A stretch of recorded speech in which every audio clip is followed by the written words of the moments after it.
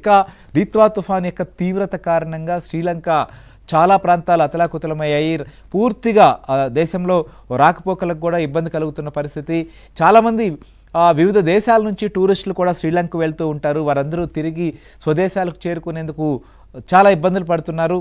అలానే అక్కడ ఎయిర్పోర్ట్లలో ఉన్నటువంటి వారికి కూడా సరైనటువంటి సౌకర్యాలు లేక అవస్థలు పడుతున్నటువంటి పరిస్థితి మనకు కనిపిస్తోంది. సో ఆంధ్రప్రదేశ్ కావచ్చు, తెలంగాణ ప్రాంతాలకు సంబంధించినటువంటి వారి ప్రజలు కూడా అక్కడికి వెళ్ళి వాళ్ళు తిరిగి వచ్చేందుకు అవస్థలు ఎదుర్కొంటున్నారు.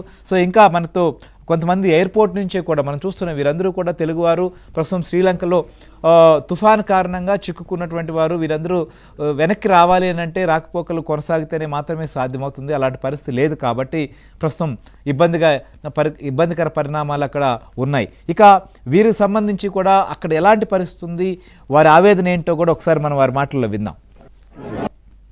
మేము 27 తేదీ చేసి బెస్ట్ ఆఫీస్ కోవిడ్ నుంచి ఇక్కడికి వచ్చాము.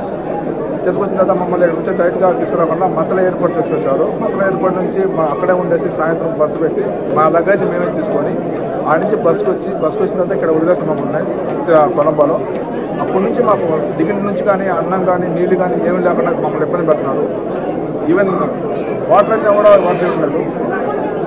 సెక్యూరిటీ పిలుస్తామని అంటున్నారు. చాలా వరస్ట్గా మమ్మల్ని రిసీవ్ చేస్తున్నారు. ఇక్కడ నా దగ్గర వచ్చేసి ఇండియన్ కరెన్సీ ఇక్కడ తీసుకోవట్లేదు. ఫుడ్ కూడా కోవిడ్ దినాలు కూడా తీసుకోవట్లేదు. వాళ్ళ దగ్గర కార్డ్స్ ఫైల్ చెప్పడం, మా దగ్గర కార్డు అయితే హాస్పిటల్ చేస్తాం, మా దగ్గర లేదు. చాలా ఇబ్బంది పడుతున్నారు. ఇక్కడ చూడండి, చాలా మంది వెయిట్ చేస్తున్నారు, గొడవ చేస్తున్నారు.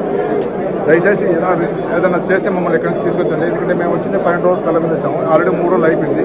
వాళ్ళు 10 సార్లు అయినప్పుడు క్యాన్సిల్ తప్ప వేరే ఫ్లైట్ డీటెయిల్స్ ఇవ్వట్లేదు.